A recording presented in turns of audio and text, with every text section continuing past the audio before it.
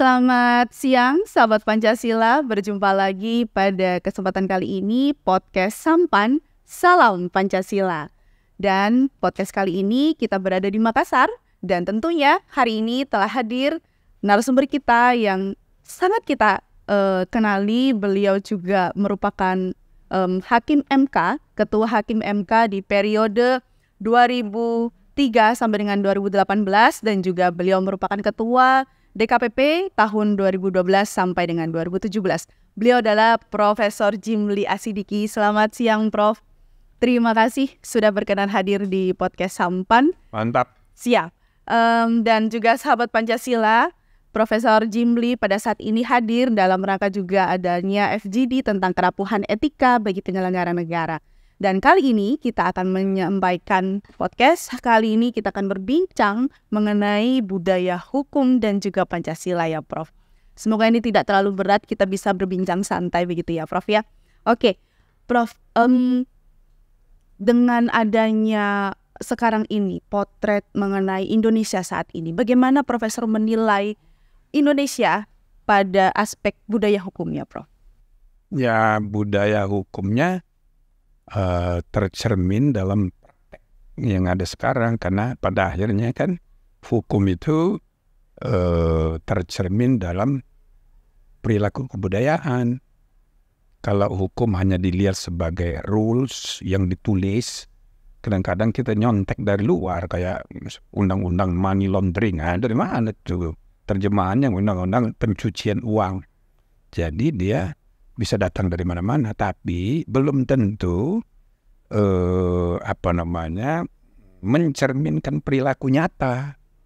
Itu. Jadi maksudnya budaya hukum itu, bagaimana hukum itu membudaya. Dia mestinya idealnya berasal dari perilaku budaya, dan kalaupun tidak, dia harus membudaya dalam praktek. Nah, begitu juga institusi. Jadi rules, ya kan, aturan hukum, baik dari segi aturan hukum dan etika, kemudian institusinya, organisasinya, itu dua-duanya harus mencerminkan budaya dan atau harus tercermin dalam perilaku budaya supaya tidak ada diskrepansi, nyambung gitu.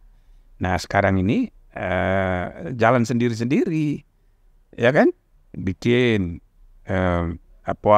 institusi demokrasi mereknya, tapi kelakuannya anti perbedaan pendapat misalnya. Lah kok nggak nyambung.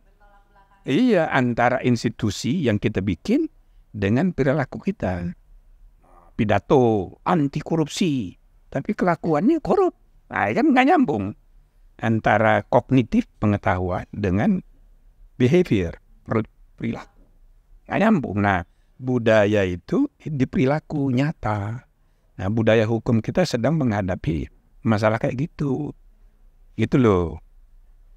Nah, terkait juga Indonesia ini kan selalu disampaikan bahwa ada adat ketimuran begitu yang memang menjadi suatu pembeda ketika juga Indonesia memiliki nilai-nilai kesopanan, lalu juga nilai-nilai budaya malu begitu ya, Prof. Ya. Nah, terkait dengan hal itu, bagaimana adat ketimuran ini masih mendominasi di Indonesia atau bagaimana dengan pola sekarang adanya Gen Z dan sebagainya, Prof? Jadi timur, barat, zaman lalu, zaman sekarang, zaman yang akan datang, yang berbeda itu nilai instrumentalnya. Tapi nilai fundamentalnya itu universal.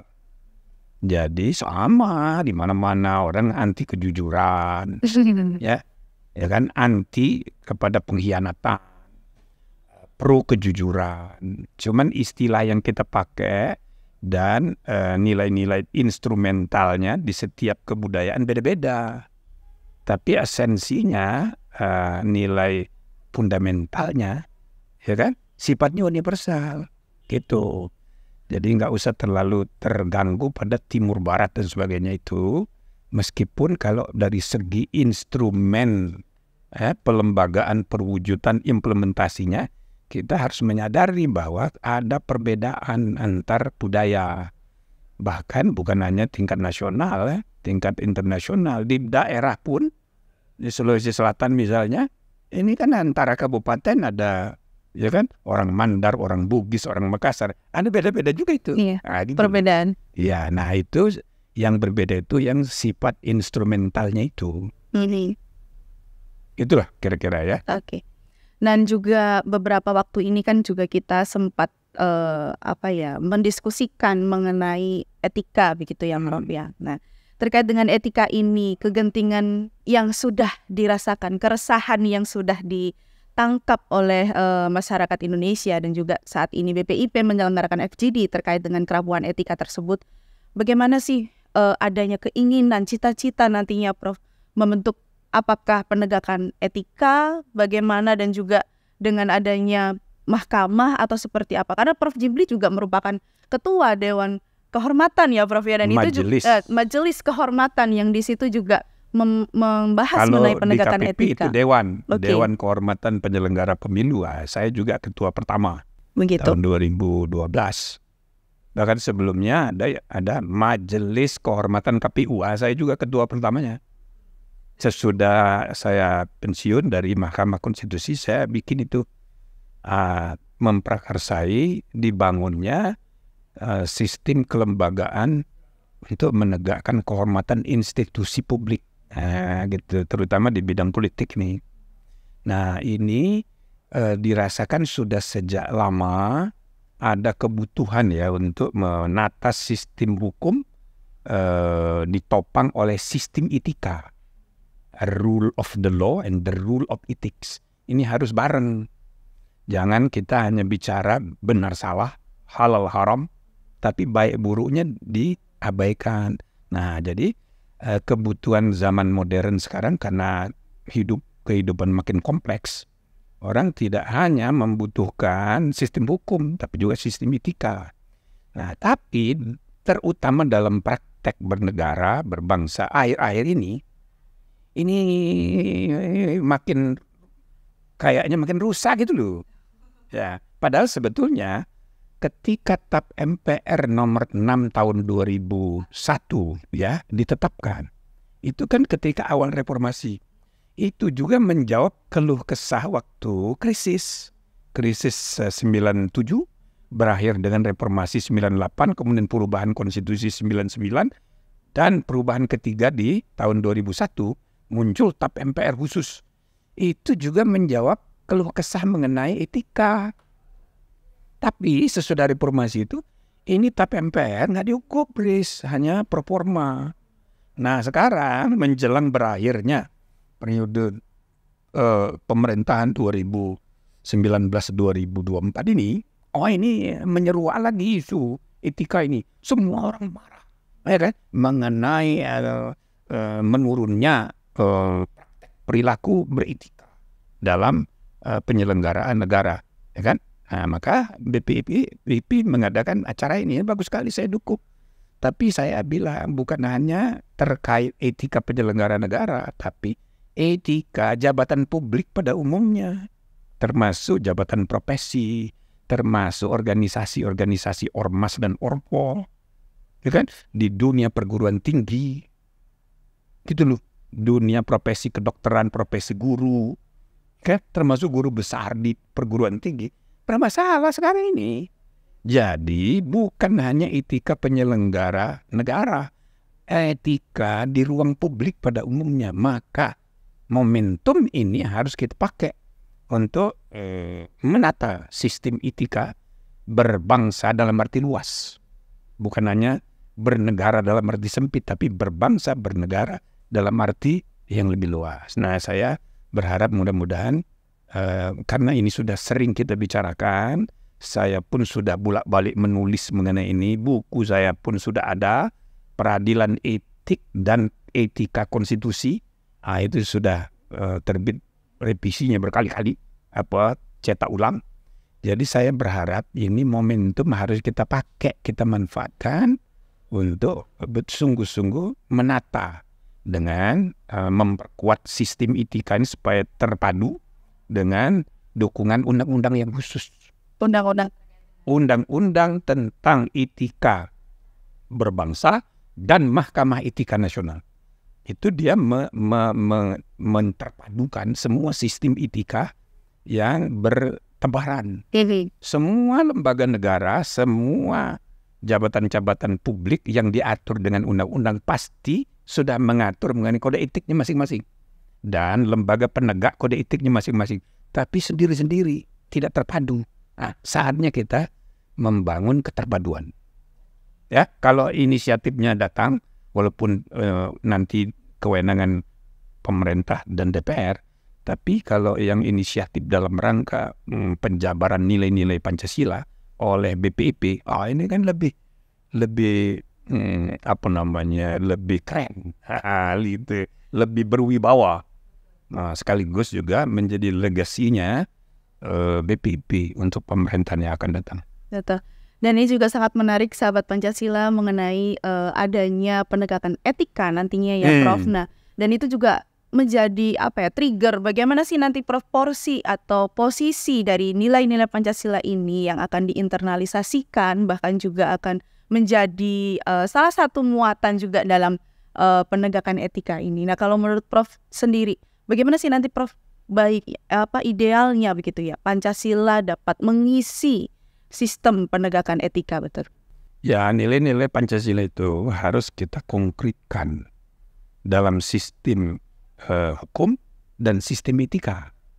Sistem hukum tercermin dalam produk-produk hukum yang ada, baik produk regulasi, produk administrasi, produk adjudikasi, dan berbagai produk-produk hukum lainnya, ya kan?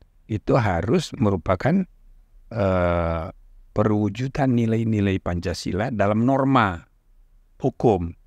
Nah, yang kedua, perwujudan dalam sistem etika yang kita bangun dan kita tata bersamaan dengan sistem hukum. Jadi ada sistem hukum Pancasilais berdasarkan Pancasila dan Undang-Undang Dasar, ada sistem etika berbangsa berdasarkan Pancasila, Undang-Undang Dasar, dan TAP MPR. Ini harus kita lakukan simultan, secara bersamaan. Mumpung nanti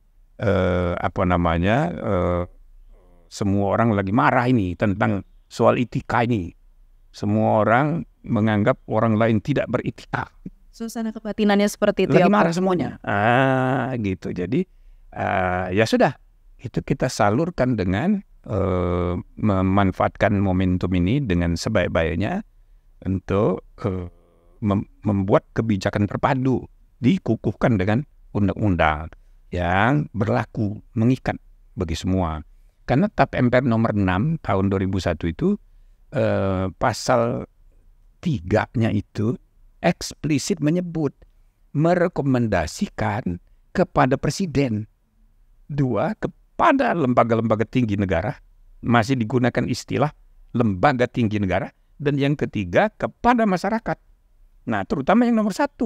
Jadi merekomendasikan kepada Presiden. TAP MPR itu loh. TAP MPR tentang etika kehidupan berbangsa memberi rekomendasi kepada Presiden untuk menjalankan TAP itu. Nah, sekarang sudah 23 tahun. Belum ada penjabarannya itu. Implementasi bagaimana? Nah, momentum akan dilantiknya Presiden baru, BPIP datang dengan menyampaikan usulan. Nih Pak, konsep rancangan undang-undangnya, ya kan? Nanti kalau beliau sudah terima, saya sih yakin beliau nggak pakai mikir-mikir, setuju.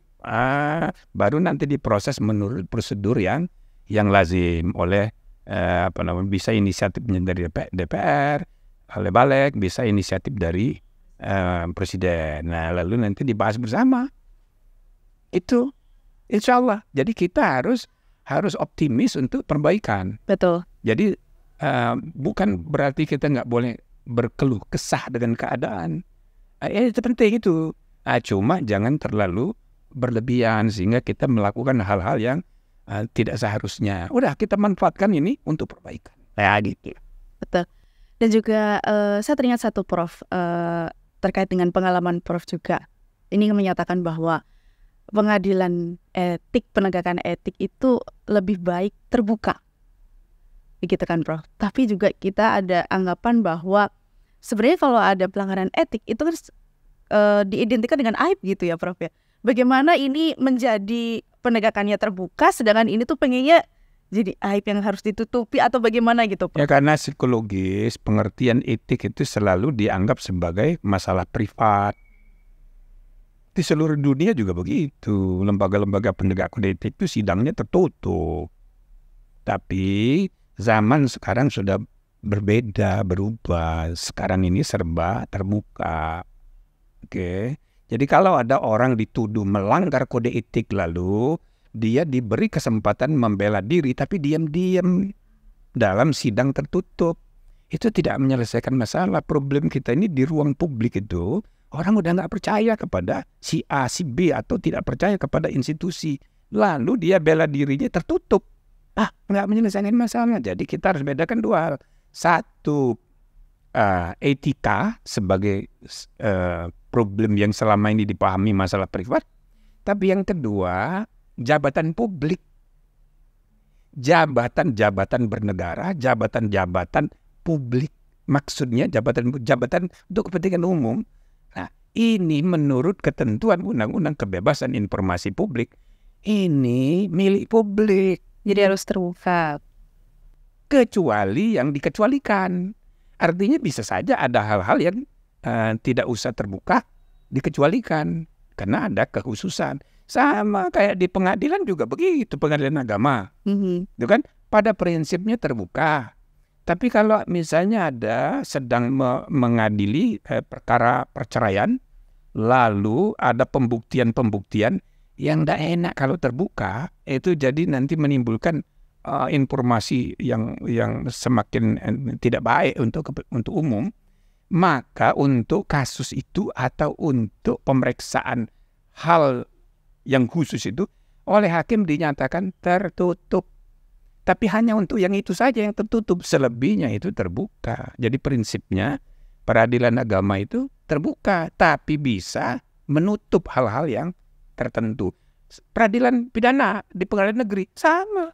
Ada hal-hal yang perlu ditutup, bisa para pihak mengajukan permohonan supaya ditutup, maka majelis hakim akan memutuskan, oke, setuju ini ditutup, tapi hanya untuk hal itu saja. Jadi sama dengan peradilan etika ini, nggak usah dinyatakan harus tertutup. Prinsipnya terbuka saja. Kecuali hal-hal tertentu boleh ditutup. Gitu kira-kira. Karena zamannya sudah beda. Nah inilah yang saya namakan era peradilan terbuka. Dan dicek di seluruh dunia, semua lembaga penegak kode etik kalau bersidang semua tertutup. Termasuk di Amerika. Maka yang mempelopori peradilan terbuka di bidang penegakan etik Indonesia. Kapan dimulai? Dimulainya waktu saya memimpin Ketua Majelis Kehormatan KPU tahun 2009. Sehingga waktu itu kan saya baru pensiun dari Ketua MK. Banyak kritik. Mentang-mentang mantan Ketua MK. Sidangnya kok kayak di MK. Ini kan bukan MK, ini kan masalah privat. Saya diamin aja, orang belum. Nah lama-lama kan diterima. Maka DKPP sidangnya terbuka. Dan bahkan DPR mengikuti saran saya di buku saya. Mereka menggunakan istilah Mahkamah Kehormatan DPR. Semula Badan Kehormatan diubah menjadi Mahkamah Kehormatan dengan undang-undang. Artinya penegakan kode etik di Indonesia itu sudah disebut sebagai peradilan, mahkamah.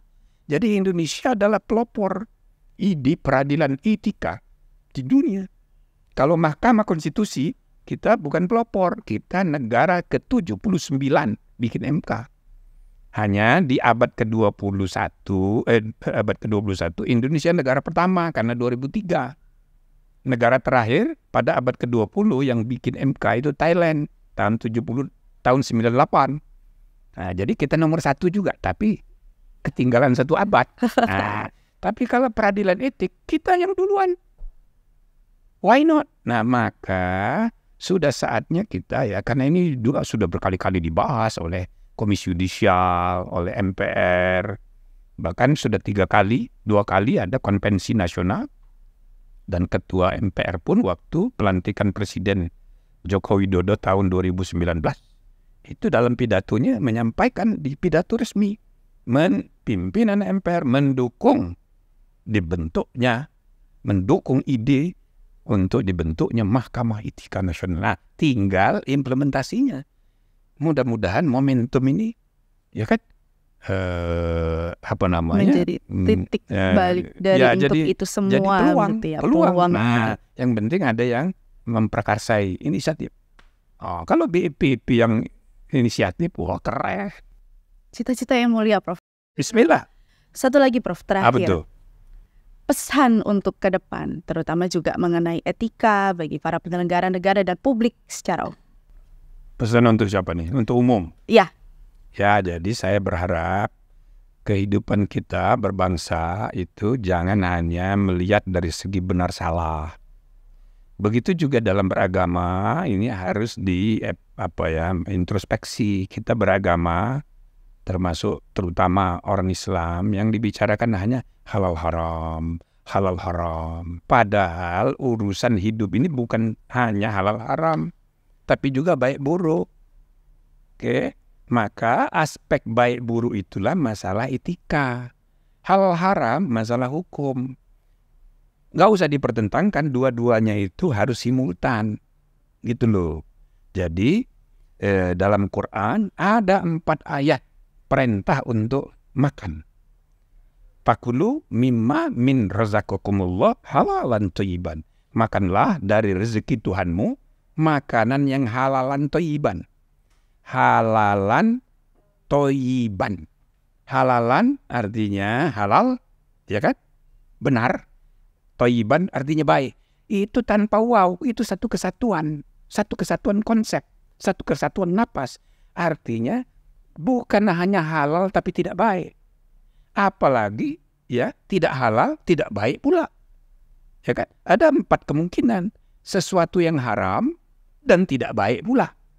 Itu satu. Kita nggak disuruh makan. Sesuatu yang halal tapi tidak baik, kita nggak disuruh makan juga. Kemudian yang ketiga, sesuatu yang baik tapi tidak halal. Intinya ada 3. Halal tapi tidak baik, haram tapi baik, haram tidak baik pula. 3-tiganya nggak disuruh. Kita disuruh cuma 1, halalan thayyiban. Jadi itu sekedar simbol makan itu untuk kehidupan. Kehidupan kita ini harus diisi dengan prinsip benar dan baik sekaligus. Nah, cara berpikir umat manusia pun di seluruh dunia sudah ada teori tentang manajemen. Good government, good governance. Good itu artinya thayyiban. Jadi bukan hanya legal government, constitutional government, tapi juga good government, good governance at the same times. Nah, ini harus jadi filosofi hidup kita, warga bangsa, berdasarkan Pancasila dan Undang-Undang Dasar plus TAP MPR tentang etika kehidupan bangsa. Mari kita bangun kebiasaan untuk ya dalam semua aspek termasuk beragama. Ingat, jangan hanya urusan halal haram. Itu baru separuh beragama. Separuhnya lagi itu baik buruk. Gitu loh. Kalau Anda nanti hanya urusannya itu halal haram, ya ini bercanda ya. Ya. Nanti sampai di akhirat oleh malaikat, tunggu dulu. You hanya urusan halal haram. Ya mungkin tidak masuk neraka, tapi telat masuk surganya. Makanya supaya kita cepat masuk surga, halalan thayyiban sama simultan dalam beragama dan juga dalam bermasyarakat, berbangsa dan bernegara. Terima kasih. Assalamualaikum warahmatullahi wabarakatuh. Salam Pancasila. Salam Pancasila. Terima kasih sekali Prof. Jimli. Sangat kaya, terimbangi antara keilmuan sampai dengan mengenai juga tuntunan filosofis ke depan gitu Prof. Dan sahabat Pancasila, demikianlah podcast kita kali ini bersama Prof. Jimli. Dan terima kasih telah menyaksikan podcast Sampan kali ini. Semoga kita bisa bertemu dalam kesempatan selanjutnya. Saya Sari. Mohon maaf apabila ada kesalahan kata dan selamat siang, salam Pancasila.